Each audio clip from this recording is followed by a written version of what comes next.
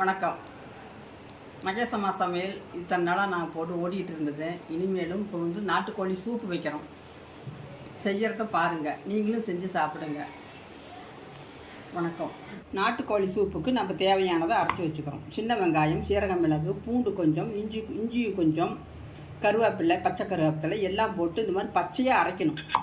அரைச்சி நம்ம நாட்டுக்கோழி சூப்புக்கு இப்போ ரெடி பண்ணுறோம். கறி இந்த மாதிரி அலசணும், 2 தரம் அலசணும். இப்போது நாட்டுக்கோழிக்கு நல்லெண்ணெய் தான் போடணும்.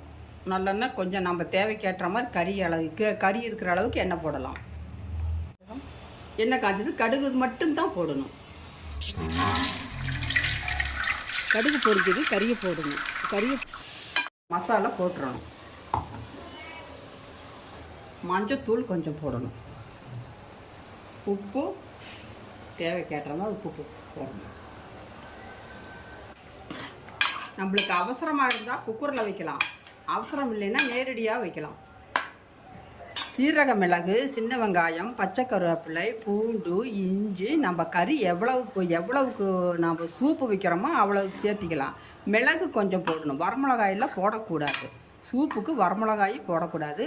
மிளகு, சீரக மிளகு, இஞ்சி, பூண்டு, சின்ன வெங்காயம், கருவேப்பிலை இதுக்கு மட்டும் அரைச்சி இந்த மாதிரி போட்டு பெரட்டணும். உப்பு மஞ்சத்தூளும் போட்டுறணும். தக்காளி போடக்கூடாது. எல்லாமே பச்சையாக தான் அரைக்கணும். தண்ணி மிதக்க ஊற்றணும். ஒரு 4-5 விசில் விடணும்.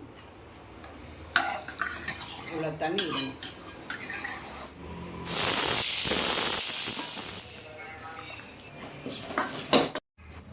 இப்போ சூப்பில் இருந்த கறியை நம்ம வறுக்கிறதுக்கு கொஞ்சம் எண்ணெய் போடணும்.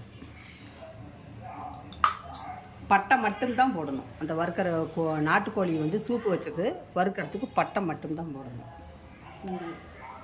2 வெங்காயம், பெரிய வெங்காயம் இந்த மாதிரி அறுத்துக்கணும். பெரிய வெங்காயம் வணங்கினதுக்கப்புறம் மிளகுத்தூள் நம்ம காரம் எவ்வளோ சேர்த்துறோமோ அவ்வளோ போட்டு சேர்த்துலாம். பெரிய மிளகுத்தூள் போடுறோம். மிளகுத்தூள் எண்ணெயில் எடுத்துகிறோம். இந்த மாதிரி வணங்கணும். சூப்பில் இருந்து கறியை எடுத்து இப்போ இதில் போடுறோம். கொஞ்சமாக தண்ணி ஊற்றுறோம்.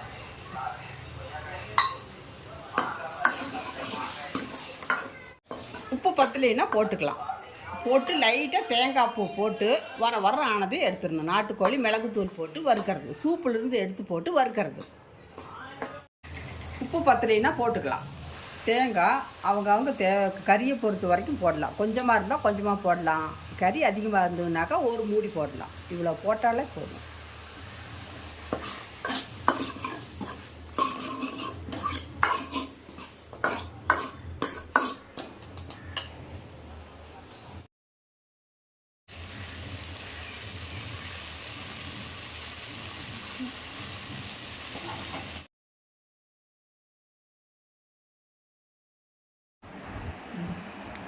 நாட்டுக்கோழி வறுவல், நாட்டுக்கோழி சூப்பு, பணியாரம், தோசை நீங்களும் செஞ்சு சாப்பிடுங்க. உடம்புக்கு ரொம்ப நல்லது.